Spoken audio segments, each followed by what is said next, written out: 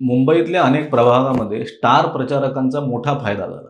म्हणजे आता मंत्री नितेश राणेंचं उदाहरण जर घेतलं तर हिंदुत्वाचा मुद्दा त्यांनी आक्रमकपणे मांडला आणि त्याचं बेनिफिट भाजपला मोठ्या प्रमाणात झालेलं दिसलं.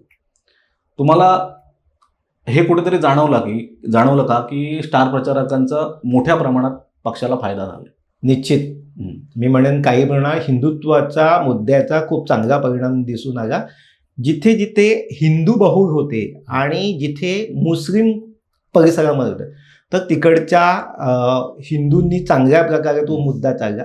मराठी मुद्दा हा तुम्हाला जिथे मराठी बहुल आहे तिथे तोही मराठी चालला. पण खरोखर ही गरज होती.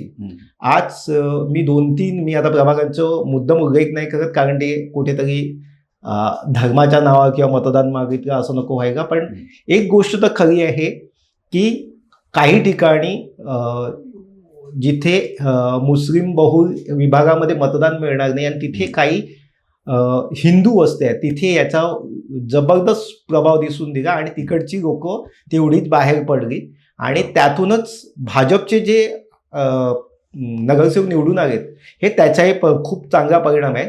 आणि जिथे मराठीचा फटका बसला वेगळे मला काय वाटत नाही तेवढा. पण हिंदुत्वाचा मुद्दा म्हणजे हर महादेव आणि हे जे आपण चालवले नितेश राणे सरांनी तर त्याचाही चांगलाच परिणाम दिसले आहे.